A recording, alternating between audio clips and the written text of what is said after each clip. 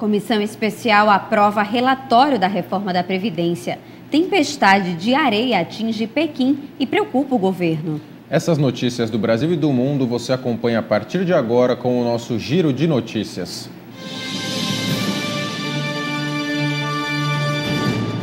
Após mais de 6 horas de discussões, a Comissão Especial da Reforma da Previdência aprovou o relatório do deputado Arthur Maia, que modifica as regras para a aposentadoria.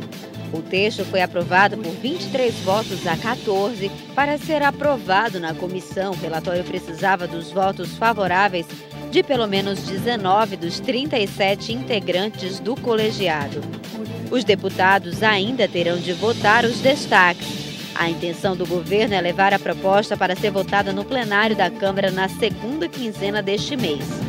Por se tratar de uma mudança na Constituição, a proposta precisará de pelo menos 308 votos favoráveis no plenário para ser enviada ao Senado. A cidade de Pequim, na China, amanheceu hoje com níveis de contaminação considerados perigosos pelas autoridades e com pouca visibilidade em sua atmosfera urbana, por conta da tempestade de areia que afeta a região, obrigando o cancelamento de diversos voos. A tormenta é um fenômeno habitual no norte da China a cada primavera por conta da proximidade de desertos como o de Gobi. As autoridades de Pequim emitiram um alerta azul por conta da tempestade de areia que atinge uma vasta região do país, incluindo as regiões da Mongólia e Xinjiang, nos extremos noroestes do país e norte do país. De acordo com meteorologistas, essa situação deve afetar a região até amanhã. Atualmente, programas que enfocam a segurança do paciente nos serviços de saúde tratam como prioridade o tema da higiene das mãos. Embora a higiene das mãos seja a medida mais importante e reconhecida há muitos anos na prevenção e controle das infecções nos serviços de saúde, colocá-la em prática ainda é um desafio. Pois é. E no mês de maio, essa temática recebe um enfoque ainda maior com o Dia Mundial da Higienização das Mãos. E nós recebemos aqui no nosso estúdio Edna Mendes, que é enfermeira-chefe do setor de vigilância em saúde, que vai falar um pouquinho com a gente, né, sobre essa campanha. Edna, seja bem-vinda. Obrigada, boa tarde a todos. O mês de maio a gente chama que é o mês da lavagem das mãos, ou higienização das mãos, como a gente fala dentro do hospital. Então, a Organização Mundial de Saúde, em 2009, lançou esse dia 5 de maio, e todos os hospitais do Brasil, nesse período, trabalham sobre a higienização das mãos, porque é o método mais barato, mais importante e mais eficaz no controle de infecção hospitalar. Então, no mês de maio, todos os hospitais, hoje a gente está fazendo na Maternidade Escola Januário Sico, no dia 3, 4 e 5, a campanha de higienização das mãos. A gente já trabalha de 3 em 3 meses, incentivando, sensibilizando e estimulando a higienização das mãos. Mas o mês de maio é o mês que a gente foca todas as ações nessa temática de higienização das mãos.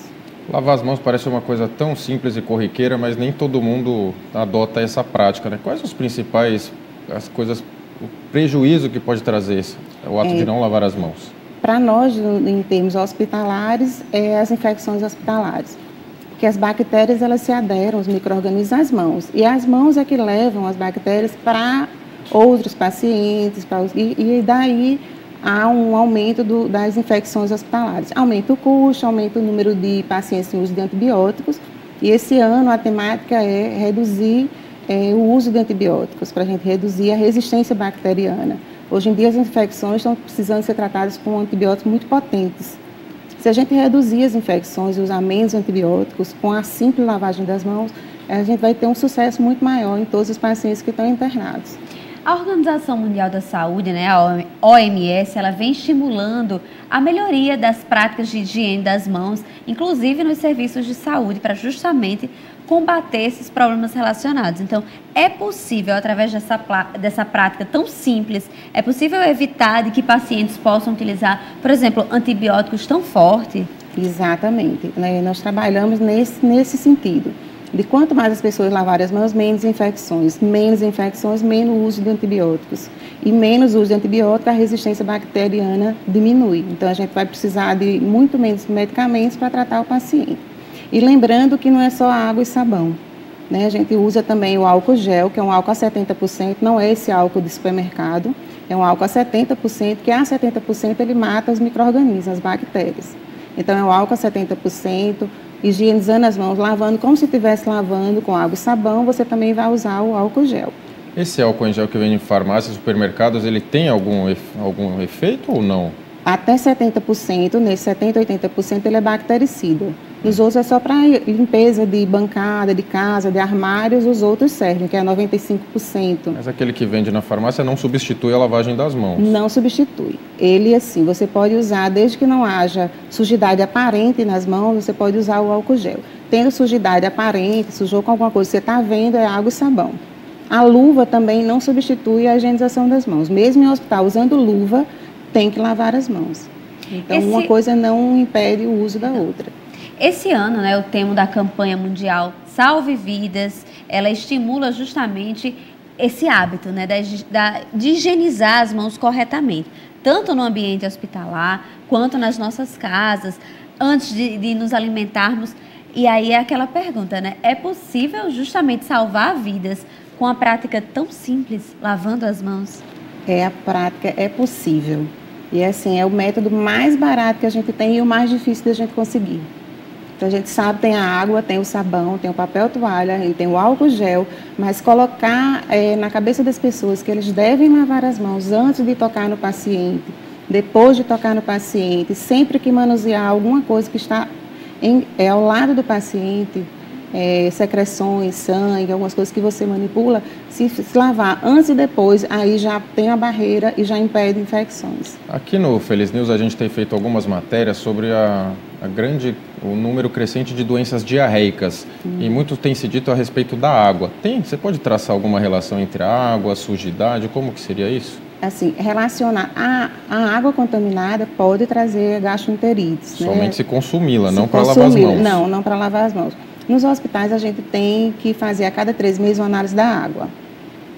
Então, a cada 3 meses, a gente faz uma análise da água microbiológica, se ela tem algum micro-organismo que possa causar sujidade. Você vai lavar a mão com a água que está contaminada, também não é correto. E outra coisa importante é as crianças. Então, desde pequeno, todo mundo em casa, antes de se alimentar, lavar as mãos, depois de ir ao banheiro, lavar a mão. Então, não é só no hospital. Em casa, a gente também tem que aprender que lavar as mãos evita muitas doenças. A gripe, a H1N1 está agora no momento do nosso inverno, né, de chuvas. Então, a gripe ou a H1N1, ela é transmitida pelas secreções. E quando você espirra, que leva a mão ao nariz ao espirrar, e fica a secreção na mão, e daí você sai contaminando. Então, se orienta a higiene das mãos e fazer, quando for espirrar, conter a secreção num lenço, de tecido ou de papel, se for de papel, descartar, se for de tecido, lavar assim que estiver molhado, para evitar que se dissemine a infecção. Então, a lavagem de mãos, em qualquer momento, ela é primordial, tanto para doenças virais, né, as gripes, gastroenterites, quanto nas hospitalares. Em casa ou no ambiente hospitalar, a gente já aprendeu que é super importante lavar as mãos. Mas aí surge sempre aquela pergunta, né? E como é o jeito certo de lavar as mãos? Como é que a gente deve fazer? Os médicos, por exemplo, têm as suas práticas já informadas na universidade e tudo mais. Mas e nós, né? Que não somos médicos nas nossas casas. Qual é a forma certa de lavar as mãos? As mãos, você tem que entender, não é uma lavagem rápida. Sabe? Você só passar uma água na mão com sabão, não. Você tem que lavar as palmas das mãos, o dorso, né, as costas das mãos. Então, primeiro as palmas, você esfrega bem, depois é o dorso da mão, né, as costas da mão, dos dois lados, lembrando desses espaços entre os dedos. Depois você tenta limpar essas dobrinhas dos dedos, fazendo essa fricção, tá certo? O centro da mão tem uma covinha que gosta muito de juntar bactéria. Então, aqui a gente tenta também tirar as bactérias daqui. E por último, a gente tem que limpar os polegares e o pulso. Então, isso dá em média 1 minuto. Se for pensar 1 minuto na pia é muito tempo, se for pensar. Então, não é uma lavagem rápida. Você tem que ensaboar bem, esfregar todos os lados da mão para poder ter uma mão limpa e não transmitir nenhum tipo de micro-organismo. Para realmente eliminar, né, as bactérias. Eliminar. Outra coisa, a questão da eliminar. Nós temos no nosso organismo, na nossa mão, bactérias que são nossas, da nossa flora. E tem uns que a gente chama que são transitórias, que é onde a gente pega na superfície e elas vão colando na mão. Essas saem rapidinho, se você lavar as mãos. As nossas ficam porque são nossas naturalmente, mas essas transitórias são justamente as que transmitem as doenças. Doutora, muito obrigada pelos esclarecimentos, é de suma importância nós aqui em Natal. Fizemos inclusive matérias, como a gente comentou agora há pouco, de tantas pessoas sofrendo com algumas doenças, algumas viroses e que muitas podem ser evitadas com a lavagem correta, né, das mãos. Muito obrigada. Nada, estou à disposição. E a edição de hoje vai ficando por aqui. Continue com a nossa programação voltada para toda a família Potiguar. E não deixe de colaborar com o Feliz News, nos enviando sugestões de pauta para o telefone 3234-3422 e também por meio das nossas redes sociais no @TV Feliz. E a gente volta a se encontrar amanhã, 1h da tarde. E também às 6h30. Obrigado pela companhia e até amanhã. Até amanhã.